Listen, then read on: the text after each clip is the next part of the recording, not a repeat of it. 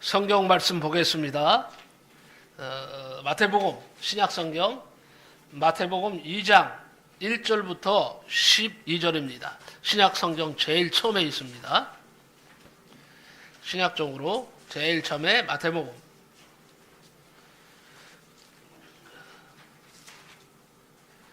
마태복음 2장 1절부터 12절 말씀입니다.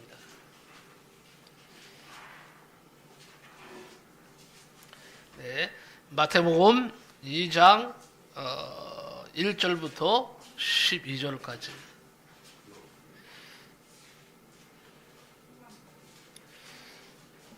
다 천천히 찾으시기 바랍니다. 네, 마태복음 신약성경 2장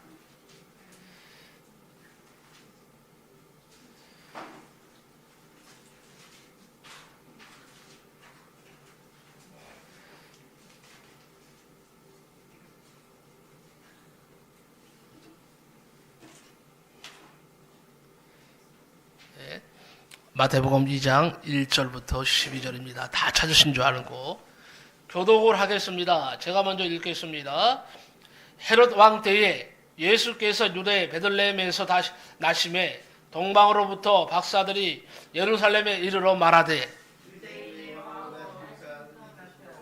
우리가 동방에서 그의 죄를 보고 그 경배하러 왔노라 하니 헤롯 왕과 온 예루살렘이 듣고 소동한지라. 왕이 모든 대제사장과 백성의 서기관들을 모아 그리스도가 어디서 나겠느냐 물으니 이르되 유대 베들레헴이 오니 이는 선지자로 이렇게 기록된 바 베들레헴아 너는 유대 고을 중에서 가장 적지 아니하도다.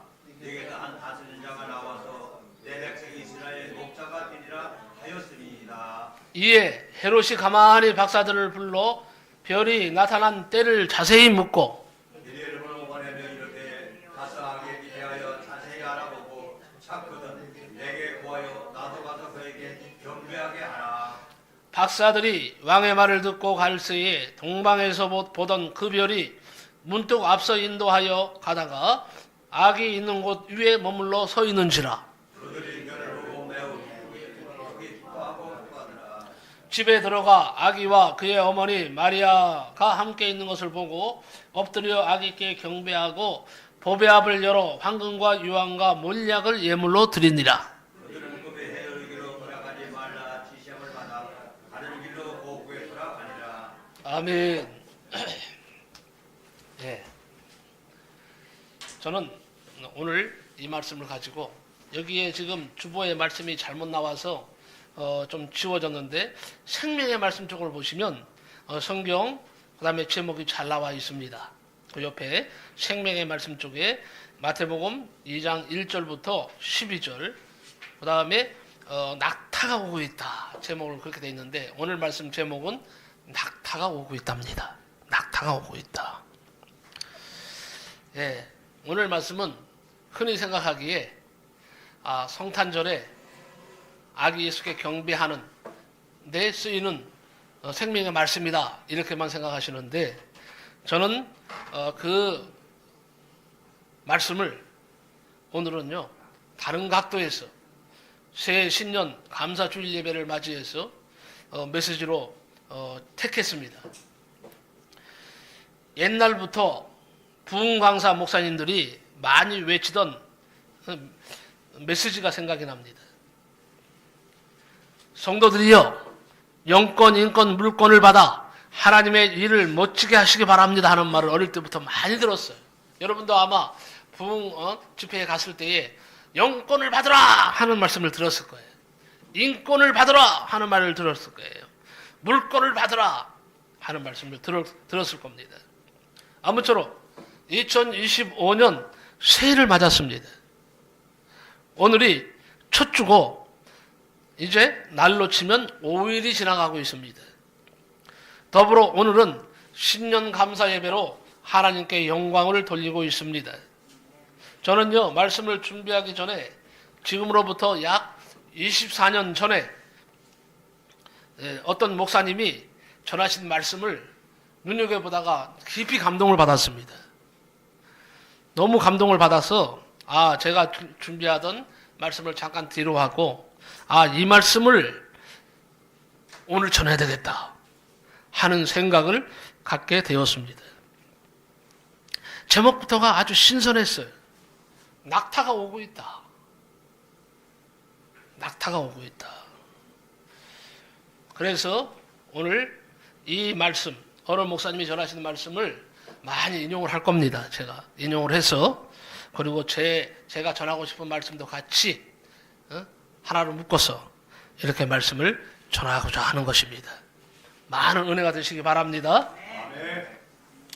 자, 새해에는 우리 성도님들에게 낙타가 오고 있다고 지금 말씀드렸어요. 낙타가 오고 있다. 이게 도대체 무슨 의미일까요? 새해에는 우리 성도님들에게 낙타가 오고 있다. 무슨 의미일까요? 이 제목은 미국 미네소타 교회 목사님의 글을 읽고 영감을 받은 것을 카피한 것입니다. 목사님은 교회 앞에 있는 건물을 교육관으로 사용하려고 사고 싶어서 이제 기도를 시작했습니다. 그 건물을 달라고 맹렬하게 기도했습니다. 여호수아가 여리고성을 돈 것처럼 7바퀴를 돌았습니다. 그런데 말이에요. 다른 사람에게 그만 이 땅이 팔려버리고 말았어요. 교회에서 살 수가 없게 되었습니다. 실망하고 있다가 오늘 본문을 묵상하게 되었는데 이분이요, 이 목사님이 영적으로 낙타가 자신에게 다가오는 소리를 들었다는 것입니다. 선물을 가지고 오는 동방박사가 탄 낙타 소리였습니다. 그래서 그런 말했습니다. 더 좋은 선물이 오늘 기다리고 있다. 더 좋은 선물이 오고 있다. 그렇게 이제 하나님 앞에 감사하면서 기도했다는 것입니다. 그래서 낙타가 오고 있다는 글을 썼다고 합니다. 예수님이 베들레헴 마국간에 탄생하셨습니다. 그때 먼 동방에서 동방박사 3분이 낙타를 타고 오고 있었습니다. 그들이 타고 있는 낙타에는요, 황금과 유황과 몰약이 들려져 있었습니다. 그런데 그들은 하나님이 인도하시는 별을 따라오고 있었습니다. 여러분, 아무리 추한 곳, 아무리 더러운 곳이라 할지라도 예수님을 모시고 있는 그곳에는요, 낙타가 올 수밖에 없다는 것입니다. 이 사실을 믿으시기 바랍니다. 그들 손에는 지금 황금과 유황과 몰약이 들려 있습니다. 그런데 그들이 하나님의 인도하시는 별을 따라 지금 오고 있는 것이죠. 낙타를 타고. 여러분, 아무리 목수같이 천한 직업이라 할지라도, 보잘것없는 사람이라도 예수님을 모시고 있으면 하나님이 보내시는 낙타가 오는 것입니다. 옛날부터 다시 말씀드리면 부흥광사 목사님들이 성도들에게 영권, 인권, 물권을 받으라고, 그래서 하나님의 일을 멋있게 하라고 이렇게 외쳤던 것입니다. 우리는 올해 모든 일에 승리하기 위해서 영권, 하나님이 주시는 겁니다. 영권을 선물로 받으시기를 바랍니다. 인권을 선물로 받으시기 바랍니다. 물권을 선물로 받으시기 바랍니다. 예수님을 안고 있는 요셉과 마리아는 영권, 인권, 물권을 한꺼번에 받았습니다. 예수님을 모시고 있으면 3가지가 온다는 것입니다. 3가지를 실은 낙타가 옵니다. 첫째가 뭐예요? 영권이라는 것인데 이건 신비예요. 왜 신비냐? 하나님이 주시는 것이기 때문입니다. 예수님을 안고 있으면 생각지도 못하였던 일이 일어납니다. 하나님께서 함께 하시는 영권입니다. 예수님이 탄생하셨을 때에 일어난 사건도 모두가 다 신비 아닙니까? 보통 사람에게는요, 일어나지 않는 신비였습니다. 동방에서 별을 연구하는 이들이 이상한 별을 봤어요. 그 별이 막 움직이는 겁니다. 신기하다. 저 하늘에 있는 저 떠 있는 별이 왜 움직이는가 이거예요. 자, 우리가 움직임을 따라가 보자. 이렇게 된 겁니다. 동방박사들은 그 별을 따라가고 싶은 마음이 들었습니다. 따라가고 싶은 마음이 든 것도 신비해요. 오늘 여러분이 이 자리에 나온 것도 신비한 일입니다. 어떻게 이 자리에 있을 수 있습니까, 내가? 안 그렇습니까?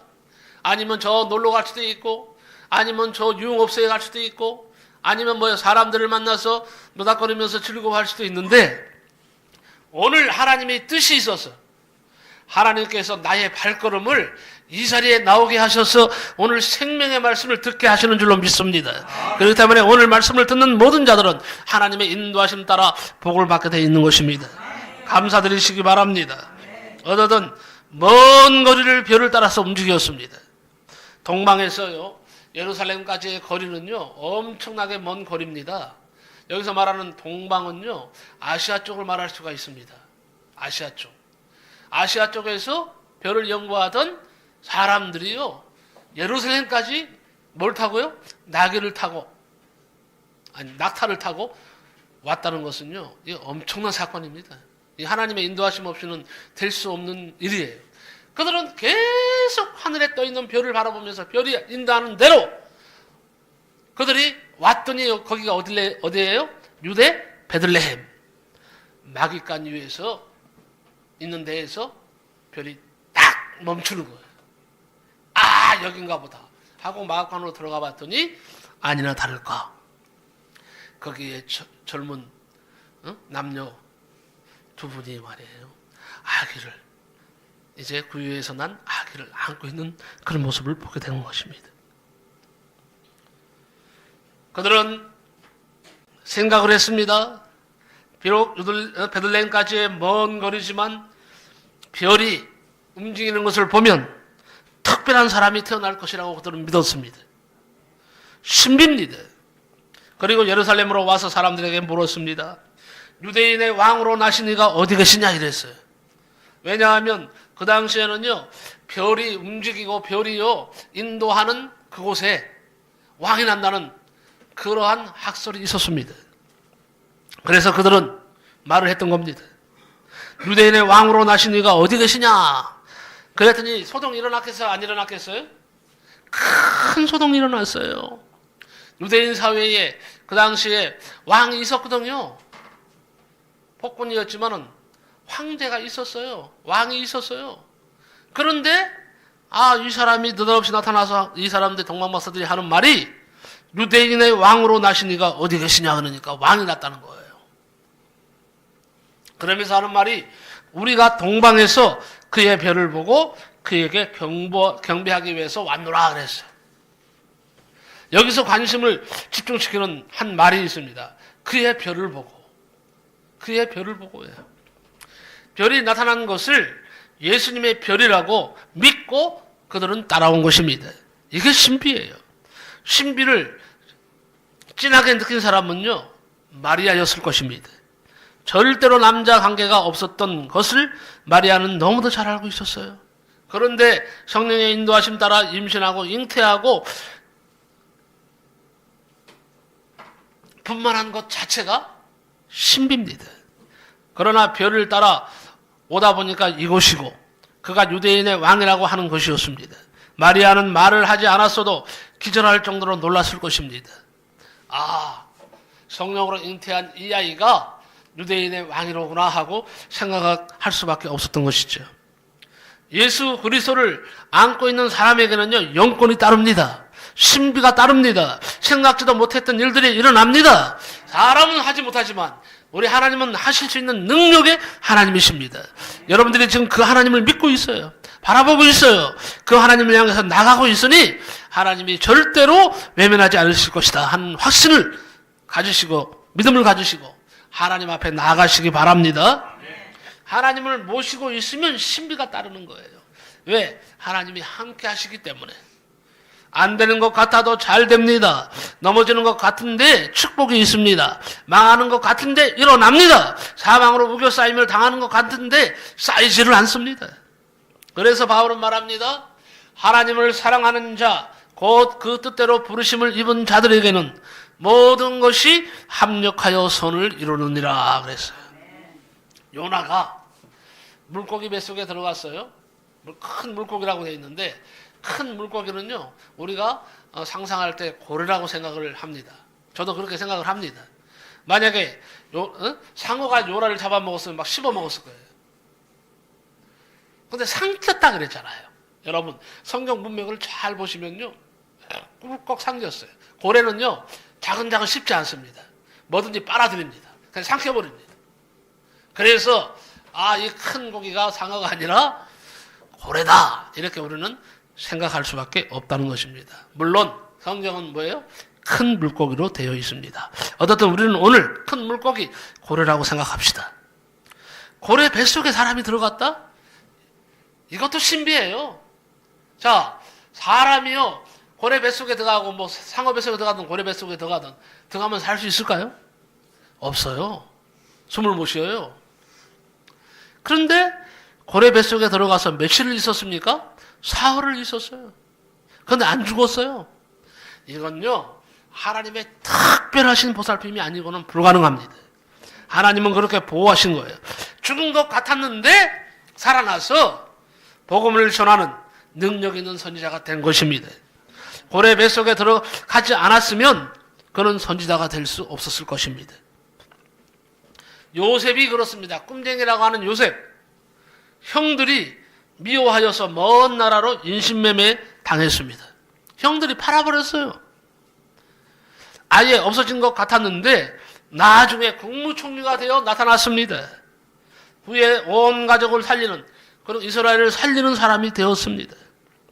하나님은요 역전의 명수이십니다. 여러분 지금의 삶이 힘들고 어렵다고 해서 좌절하지 마십시오. 낙심하지 마십시오. 괴로워하지 마십시오. 왜냐하면 성경의 역사는요 반전의 역사예요. 자세히 보세요. 창세기부터 요한계시록까지가 반전의 역사예요. 처음에는 안 돼. 처음에는 막혀. 처음에는 사람들이 막 그냥 해코지하고 힘들게 하는데 결국 가서는요 하나님이 팍 바꿔버립니다. 승리하게 만드십니다. 여러분 올 한 해 하나님께서 여러분의 삶을 반전의 삶으로 완전히 바꾸시기를 예수님의 이름으로 간절히 축복합니다. 다니엘이 그렇습니다. 다니엘을 보세요. 하나님께 기도한다고 사자 굴속에 던져졌어요. 근데 보면요 성경의 원어적으로 보면요 이 사자가 보통 일주일에서 2주 정도 굶깁니다. 사자를 하루 이틀 굶기는 게 아니에요. 이틀도 아니에요. 14일, 15일 막 이렇게 굶기는 거예요. 그러니 눈이 뒤집히겠어요, 안 뒤집히겠어요? 사람만 보면. 사람뿐만 아니라 어떤 것을 보든지 막 잡아먹어버릴 거예요. 자, 그런데 신기하게도요. 기도한다고 사자굴에 던져졌어요. 그런데 살았다는 것입니다. 아예 왕이 뭐예요? 사자밥으로 내준 거예요. 누구를? 다니엘을. 그런데 하나님이 이 사자굴에 다니엘이 떨어지자마자 하나님은 천사를 보내셨다 그랬어요. 천사를 보내어서 사자의 입부터 막으시고 그리고 친히 하나님의 사자가 내려와서 뭐예요? 다니엘과 같이 거닐는 놀라운 역사가 일어났습니다. 하나님이 아니시고는 그런 일이 일어날 수가 없겠죠. 결국 어떻게 됐습니까? 결국은 다니엘도 총리가 됩니다. 국무총리로 삼습니다. 왕 다음 가는 권력을 가지게 했다는 것입니다. 다니엘은요 사실상 노예였습니다. 유다는요 이웃의 강대국 아수르에 완전히 패망을 당합니다. 어떻게 됩니까? 왕도 잡혀가고요. 심지어는요 왕의 눈알이 뽑힐 정도로 그렇게 왕도 어려움을 당했지만은요 이 아수르 사람들이요 어떻게 했는 줄 아세요? 다 귀족들을 끌고 갔어요. 젊은 사람은 다 끌고 갔어요. 일 시키려고. 남녀 다 데리고 갔습니다. 성경에 보면 유다에 남은 사람들은 늙은 사람, 병든 사람밖에 없을 정도로 다 데리고 갔습니다. 그때에 노예로 잡혀갔던 사람이 누구예요? 다니엘입니다. 다니엘의 새 친구입니다. 그런데 하나님이 완전히 반전시켜서 그야말로 총리가 되는 엄청난 사건이 일어나게 되는 것입니다. 이 사실을 여러분 꼭 믿으시고 힘을 얻으시기 바랍니다. 사랑하는 성도 여러분 다시 말합니다. 하는 일마다 번번이 실패하셨습니까? 나는 왜 맨날 실패만 하지? 병마가 떠나지 않고 괴롭힙니까? 사람과의 관계에 실패하고 괴롭고 답답하십니까? 능력 많으신 하나님께 부르짖어 기도하시기 바랍니다. 다니엘이 기도했던 것처럼 여러분이 시간을 정해놓고 하나님 앞에 간절히 부르짖고 기도하시면 하나님께서 여러분의 삶도 완전하게 실패해서 승리로 반전의 역사를 이루실 줄로 믿습니다. 하나님 주시는 영권이 강하게 삶에 나타나시기를 축복합니다. 캘리포니아의 어느 기독교인 농부가 콩을 큰 밭에 10,000평을 심었답니다. 어느 날 극심한 홍수로 콩들이 다 떠내려갔어요. 수확도 못했습니다. 엄청난 손실이 되었습니다. 그는 비극의 현장을 어처구니 없이 걸으면서 막 펑펑 울었어요. 어떻게 이럴 수가 있느냐. 그러면서 하나님, 나는 이제 망할 수밖에 없지만 하나님, 다시 하나님이 역사하셔서 내가 살 수 있도록 만들어 주시옵소서. 내가 살 수 있도록 만들어 주시옵소서 하고 기도하고 눈을 떴는데요, 발밑에 뭐가 툭 걸리는 거예요. 실제로 있었던 일입니다. 그래서 툭 걸리는 데 꺼내보니까 반짝반짝 빛이 나는 거예요. 금광을 발견한 겁니다. 하나님은 그 환난 속에서, 어려움 속에서 그를 큰 부자로 만들어 주셨다는 간증을 들었습니다. 안 되는 것 같은데 모든 것이 축복이 되면 이것처럼 좋은 일이 있겠습니까?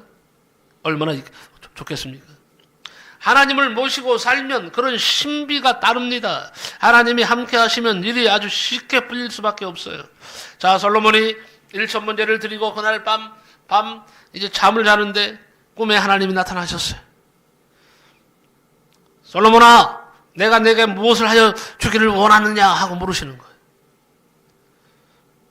그때 솔로몬이 하나님 앞에 나는 이런 것을 원한다고 하나님 앞에 구했을 때에 하나님께서 너의 기도가 내 마음에 합당하다, 내 마음에 든다. 그러니 너의 소원뿐만 아니라 너에게 필요로 하는 부귀영화까지 내가 한꺼번에 주겠다. 이 세상에 존재했던 사람들 중에 솔로몬처럼 하나님께 큰 축복을 받은 사람이 있을까요? 솔로몬은 그래서 지혜의 왕입니다. 지혜하면 솔로몬이에요. 그리고 솔로몬의 부귀영화는요 엄청났습니다. 솔로몬이 성전을 지을 때 어땠습니까? 금만 사용한 금만 말이에요. 금만 700조가 들어갔다고 합니다. 금만. 이 성전을 짓는데 700조예요. 700조가 들어갔대요. 그것은 그냥 금만 들어간 거고 거기에 들어간 부속물까지 다 하면 엄청나지 않습니까? 이런 엄청난 축복을 하나님이 그에게 주셨다는 겁니다. 여러분, 하나님을 기쁘게 하여 드리면 하나님께서 스스로 무엇을 줄 것이냐고 물으십니다. 하나님을 기쁘게 하여 드리면 신비를 실은 낙타가 다가오게 돼 있어요. 올해는 나를 기쁘게 하려 하지 마십시오. 나를 기쁘게 하면 올해도 여러분 실패하고 괴로워하고 아파할 수밖에 없지만 삶을 바꾸세요. 올해는 나를 기쁘게 하려 하지 말고 하나님을 기쁘시게 하려고 분투하시기 바랍니다. 하나님이 기뻐하실 일을 행하시기 바랍니다. 틀림없습니다. 하나님이 역사하십니다. 그러면 승리할 수 있도록 영권을 주십니다. 2025년 주님을 모시고 살면서 하나님이 주시는 신비를 경험하시기 바랍니다. 두 번째는 뭐냐? 인권을 주신다는 거예요. 필요한 사람을 붙여주신다는 거예요. 우리가 때로는 외롭게 홀로 살아갈 때가 얼마나 많습니까? 그런데 하나님을 의지하면, 아버지 하나님 앞에 나를 맡기면 하나님께서 기뻐하시며 사람을 붙여주신다는 거예요. 사람을 붙여주는데 그냥 사람이 아니야. 나를 돕는 사람을 붙여주시는 거예요. 하나님께서 여러분에게 인권을 주셔서 올해는 여러분을 돕는 많은 사람들이 나타나기를 예수님의 이름으로 간절히 축복합니다.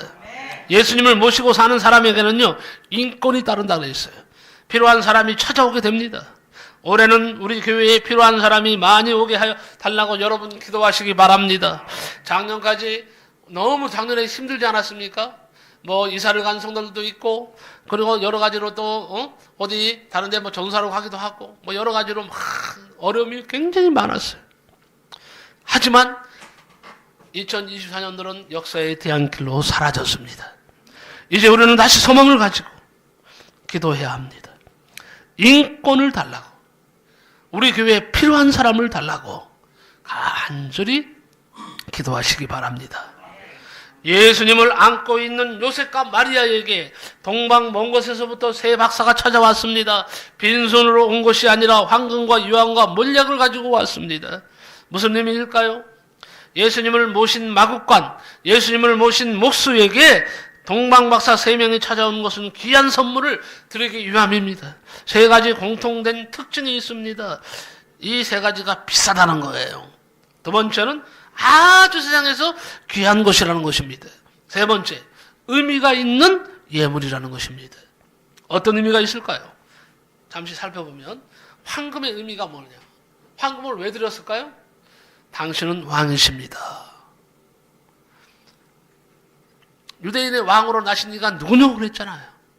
자, 왕을 배하러 가는데 황금을 드리는 것은 당연한 것입니다. 황금은 뭘 말하는지 아십니까?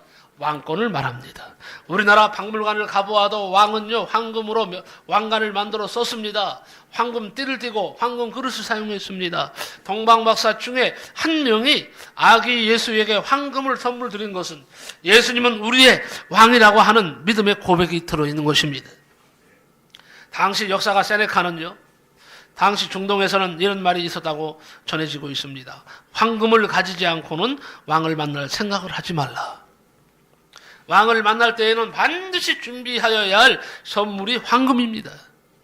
황금은 금속의 왕이고 예수님은 만왕의 왕이십니다. 예수님은 왕 되신 사람이며 사람이 되신 왕이셨습니다. 예수님은 힘으로 이 세상을 통치하는 왕이 아니라 사랑으로 통치하는 왕이 되셨습니다. 그러므로 자, 우리가 드릴 황금은 무엇일까요? 여러분, 다 예수님이 탄생하시면요, 우리가 기뻐서 예물을 드리는데 여러분도 황금을 드리시기 바랍니다. 황금. 나는 황금이 없는데? 어떻게 하실 거예요? 황금을 드리라니까요? 근데 우리는 황금이 없어. 그러면 영적인 의미에서 황금이 뭐냐 하는 것입니다. 황금은요, 믿음을 말합니다. 황금은요, 금 같은 믿음이란 말 들어보셨어요? 금 같은 믿음. 그러니까 믿음은 금인 거예요. 이게 무슨 말입니까? 귀하다는 말이에요. 믿음이. 영적 생활에 있어서 가장 귀한 것이 믿음이에요. 왜 믿음이냐? 하나님을 기쁘시게 하기 위해서는 믿음이 필요한 것이고, 믿음은 보이지 않습니다. 보이지 않지만 분명히 믿음은 있기에 내가 목사가 된 것이고, 믿음이 있기 때문에 여러분은 직분을 갖게 되는 것이고, 사명을 갖게 되는 것이고, 믿음이 있기 때문에 하나님을 만날 수 있게 된 것입니다. 믿음은 중요합니다. 올해는요, 무슨 말인가? 황금을 드려라. 뭘 드리라고요? 믿음을 드리라는 거예요. 믿음. 나의 믿음을, 하나님이 가장 기뻐하시는 것은 황금이 아닙니다. 나의 믿음을 하나님은 요구하시는 거예요. 그러니까 올해는요, 여러분의 믿음을 하나님 앞에 보여줄 수 있다면 승리할 겁니다. 반드시 하나님이 함께 하실 것을 저는 믿습니다. 그 다음에 유향의 의미가 뭐냐? 유향은요, 제사장들이 사용한 것입니다.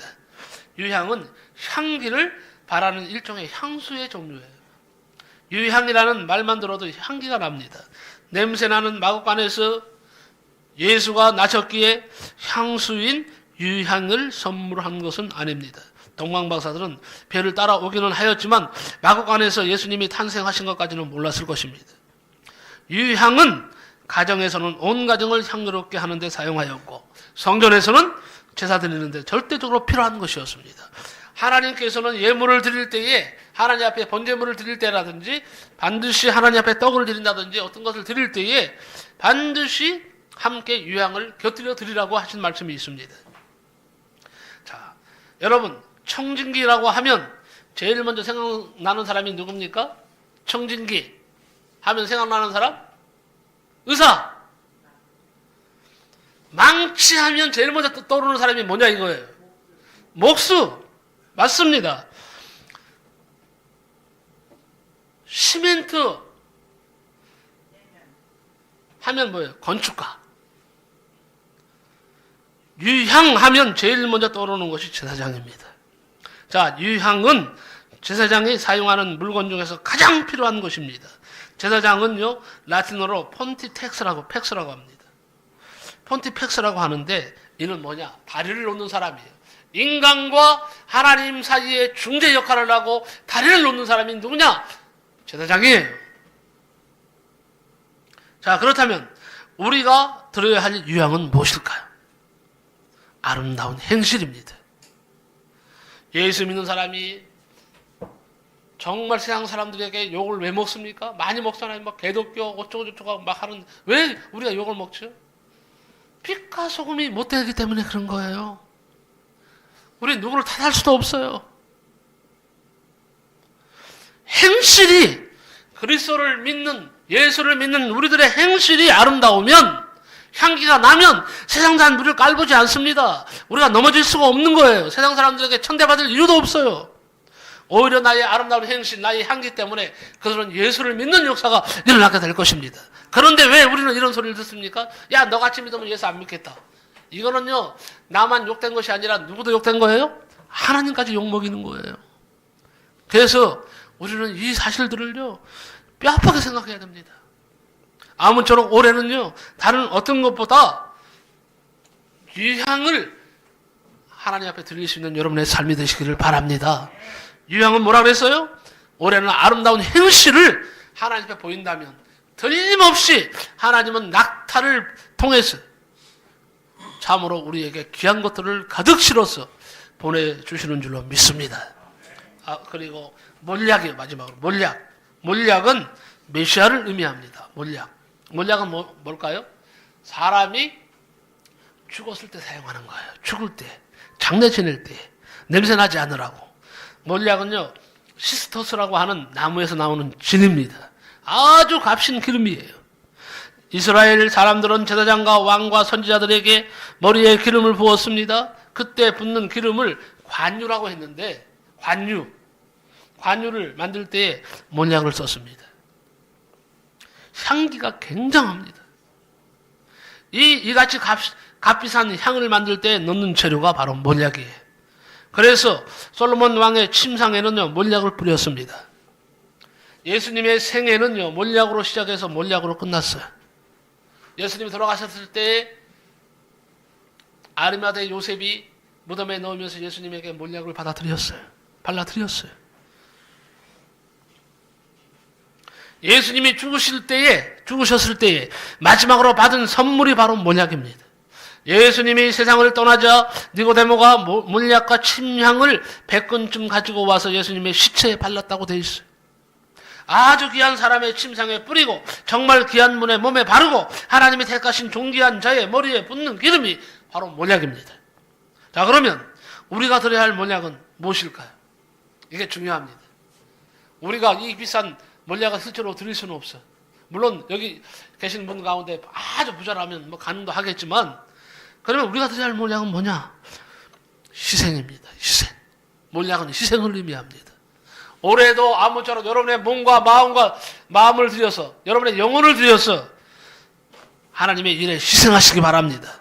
희생 많이 하시기 바랍니다. 분명히 한 해가 다가기 전에 저에게 말할 겁니다. 목사님, 올해 정말 내 몸을 들여서 마음을 들여서 희생을 했더니 하나님이 이런 엄청난 축복을 주셨네요. 압니까? 나중에 한 해가 다 가기 전에 목사님, 그래서 제가 목사님께 점심 사드리겠습니다 하는 분이 반드시 있게 될 줄로 믿습니다. 하나님의 역사하시는 하나님이시다 하는 거예요. 희생하시기 바랍니다. 자, 2025년도에는요, 여러분에게 꼭 필요한 사람이 찾아오기를 주님의 이름으로 축복합니다. 그 다음에 마지막으로 결론적으로 한 가지 더 말씀드릴 것 같으면, 물건. 이게 또 관건이에요.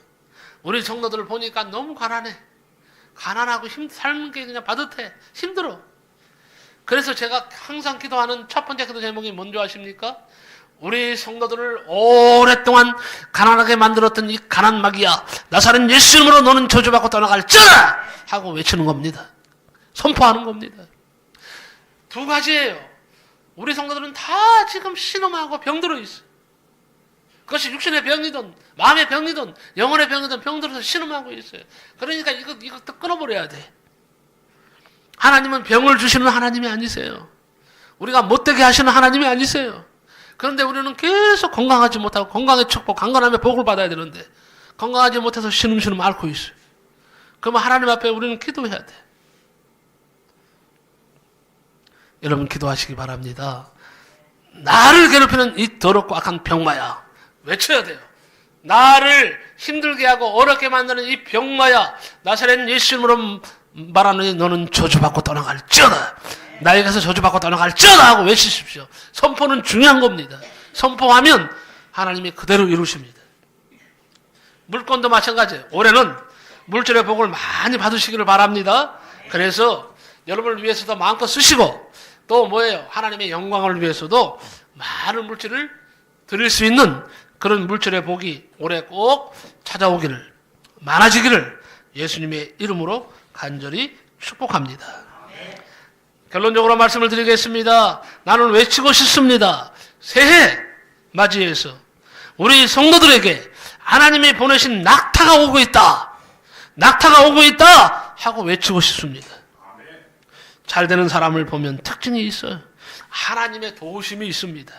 부자는 노력으로 되지만 재벌은요, 하나님이 함께 하셔야 됩니다. 장관은 노력으로 되지만 대통령은 하나님이 뽑으셔야 됩니다. 도우셔야 됩니다. 잘 되는 사람은 하나님의 도우심이 있고 사람들이 따릅니다. 그리고 물질이 따릅니다. 2025년도를 맞이했습니다. 금년도 우리 온 성도들에게 영권, 인권, 그리고 물권이 따르기를 예수님의 이름으로 간절히 축복합니다. 기도하겠습니다. 고마우신 하나님 감사합니다. 낙타가 오고 있다. 참으로 신비한 그런 말씀이 아닐 수가 없습니다. 분명히 예수님이 탄생하셨을 때에 동방박사들이 낙타를 타고 예물을 가지고 와서 예수님 앞에 경배하며 세상에서 가장 귀한 예물 가운데 3가지를 한꺼번에 드렸습니다. 우리는 다 예수를 모시고 살아가는 사람들이기 때문에 우리에게도 아버지 하나님 우리 안에 예수가 살아있고 우리가 주님 앞에 늘 나가는 삶을 살 때에 아버지 동방박사가 보낸 낙타처럼 아버지 하나님이여 낙타가 우리에게 임하는 줄로 믿습니다. 하나님이 예비하신 선물을 가지고 오게 하셔서 우리에게 주시는 줄로 믿습니다. 아버지 하나님 우리가 이제 감사해서 황금과 우리도 유황과 몰약을 아버지 하나님 앞에 드릴 수 있도록 인도하여 주옵소서. 감사합니다. 힘을 주시니 감사합니다. 위로해 주시니 감사합니다. 예수님의 이름으로 기도하옵나이다. 아멘.